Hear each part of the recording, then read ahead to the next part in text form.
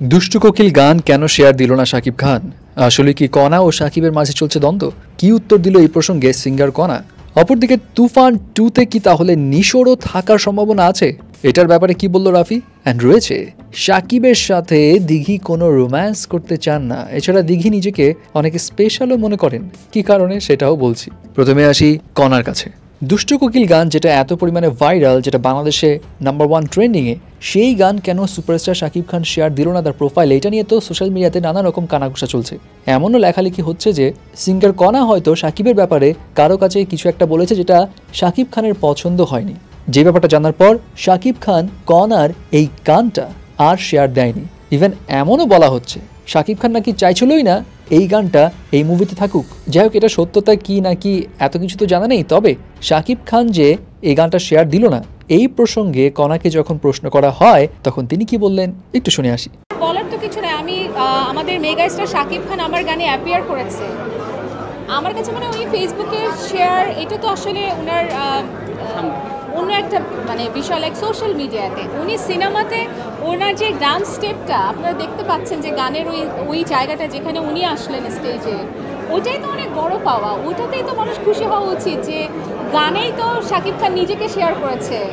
সেটাই তো আমার জন্য খুবই আনন্দের। আই থিঙ্ক সবার ওইটাতে খুশি হওয়া উচিত যে এত সুন্দর একটা গান সবার কাছে অ্যাকসেপ্টেড এবং মেগাস্টার নিজে ওটাতে পারফর্ম করেছে।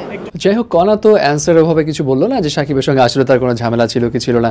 বাট শাকিব খানের ওই যে প্রেস কনফারেন্সে যেখানে কণা এই কথাটা বলে, সেই প্রেস কনফারেন্সে পরবর্তীতে দেখা যায় কণার সঙ্গে শাকিব খান বেশ হেসে হেসে ছবি তুলেছে এবং তাদের এই ছবি দেখেই আন্দাজ করা যাচ্ছে যে অ্যাকচুয়ালি শাকিব এবং কণার মাঝে আসলেই কোনো দ্বন্দ্ব বা ঝামেলা হয়নি। এগুলো হয়তো তৃতীয় কোনো পক্ষ ছড়াচ্ছে ইচ্ছাকৃতভাবে। তুফান নিয়ে যখন কথা হচ্ছে তখন তুফান 2, যেটার কারণে এখন সবাই আরও বেশি আগ্রহে বসে আছে, সেই তুফান 2-তে রাফি কি চঞ্চল চৌধুরী শাকিব খানের সঙ্গে আফরান নিশুকে রাখারও চ্যালেঞ্জ নিবে কিনা, এই প্রসঙ্গে প্রশ্ন করতেই রাফি কি বলে একটু শুনি। দেখা যাক 2-তে আরো অনেক বড় চমক থাকতে পারে, এর থেকেও বড় চমক থাকতে পারে। কারণ তুফান পার্ট 1 যেই লেভেলের ক্রেজ, ইনশাল্লাহ তুফান পার্ট 2 আরো ভয়ঙ্কর লেভেলের ক্রেজ হবে ইনশাল্লাহ। ওরে রায়হান রাফি কিন্তু হ্যাঁ বলেনি নাও বলেনি, সারপ্রাইজ একটা থাকবে এবং বড় রকমের সারপ্রাইজ থাকবে, এটা তো সে অলরেডি বুঝিয়েই দিচ্ছে। সো দেখা যাক, নিশো থাকলেও থাকতে পারে। ফাইনালি আসি দিঘির কাছে। এখন সবাই জানে দিঘি শিশু শিল্পী হিসেবে শাকিব খানের সঙ্গে বেশ কয়েকটা প্রজেক্টে কাজ করেছে। শিশু শিল্পী হিসেবে শাকিব খানের সঙ্গে পূজা চেরিও কাজ করেছিল, যদিও গলুই সিনেমায় শাকিবের নায়িকায় ছিল পূজা চেরি। সো তাকে প্রশ্ন করা হয়েছিল দিঘিকে, শাকিবের সঙ্গে আপনি যদি কোনো রোম্যান্টিক সিনেমায় কাজের সুযোগ পান তাহলে করবেন কিনা। এই উত্তরে দিঘি জানান তিনি শাকিবের সঙ্গে রোম্যান্স করতে চান না, কারণ শাকিবকে তিনি চাচ্চু বলে সম্বোধন করেন। হ্যাঁ, যদি গল্প এমন থাকে যেখানে রোম্যান্সের বিষয় থাকবে না, তাহলে তিনি শাকিবের সঙ্গে জুটি বেঁধে কাজ করতে চান।